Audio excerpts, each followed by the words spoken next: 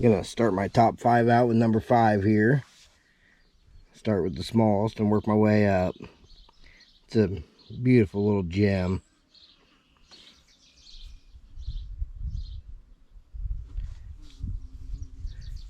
I didn't notice at first when I picked it up. I just thought it was a weird shape, and why would they shoot something like that? But you can see there's a little pop mark out of there. But it made it a little bit more solid because it's fairly thin. It's something I believe to be a Pelican Lake.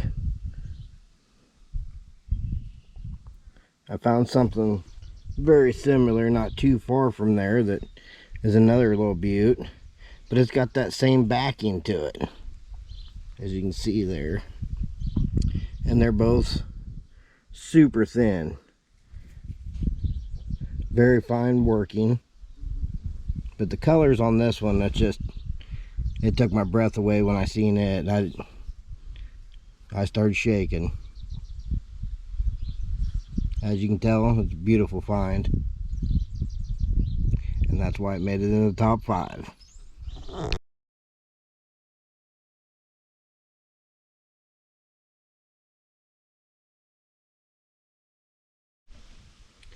Well, number 4 here.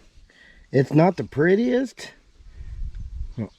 but I'll tell you what, as the first day I ever found an arrowhead, I'd walked miles with a guy and never could find anything, and he kept finding them, and I just didn't think I could see them. Well, I found 3 of them all within like 15 minutes, and this would have been, oh, the first one was a beaver tail.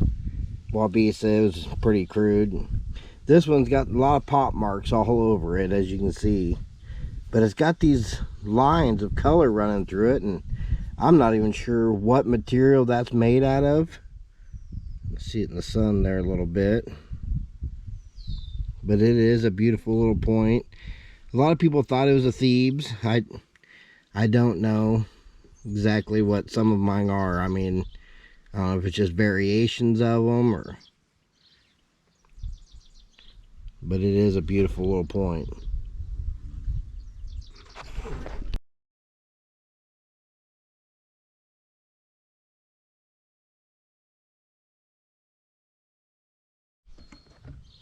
Well, working our way up now, getting a little bigger and a little older, as you can tell.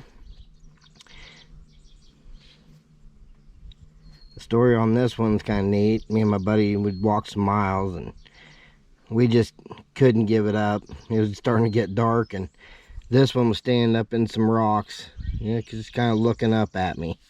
I looked down, I was like, oh my God. My buddy took a step over, and he ended up looking at it, and he's like, oh, that's stupid. He just started walking off.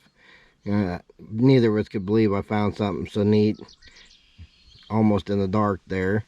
A lot of people tell me that they thought it was a Sedalia, because there is no grinding or heavy grinding on the base or the sides, and everything I looked up, I seen it as being in a hell gap. But it is a neat piece.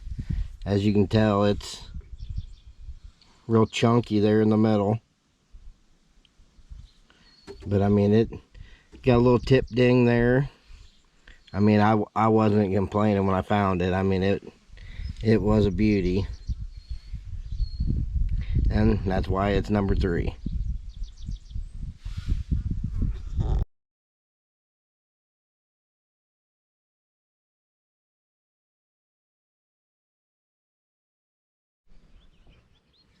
And now number 2. I'll tell you what, this was my number 1 for quite some time. And as you can tell, that bullseye, BY, wraps around to this backside. It's just an exquisite piece. I'd have loved to have seen what it looked like when they first made it. I'm assuming that they just kept on, as you can tell by the bevel, they just kept on resharpening it. They wanted to keep that thing around. I couldn't tell you what kind I think it is, because I haven't ever been sure with that back on it like it is. It's kind of had me baffled, and you can see it's a little broke right there. It's kind of crude in the way it's made, but I think it's just because it's been reworked so many times. About 4 5/8, I believe, is what this point ends up coming to being. But that blade, it would have been a neat knife to have back in them days, and I love it just as much today.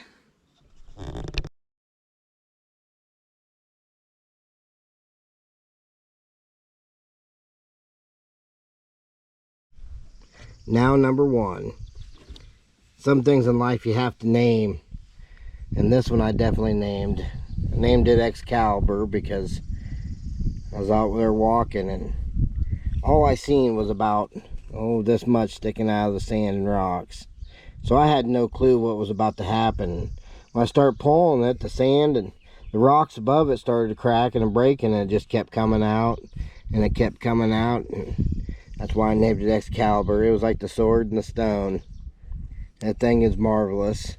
As you can tell, it is paper thin for as long as it is, and how it's made it that many years sitting in all them rocks is just unknown. Put a tape to it, and it's like right at 6 inches. And I don't know if it's Burlington shirt for sure. It's got some pinks in it. It's very beautiful, very, very finely made. I mean, you look down that thing and it's just a work of art. And of course, it's not as old as some of my other pieces, but it's the biggest I've gotten, and definitely number 1. There's a little fossil in here somewhere, right there, and you can hold light up to it and you can see right through that piece right there. It's pretty neat. But I like the Adena styles. They're pretty neat made point.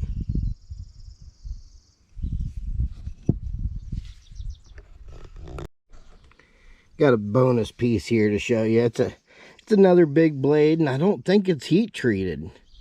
You can see it's got some stacks on it. It's chunky.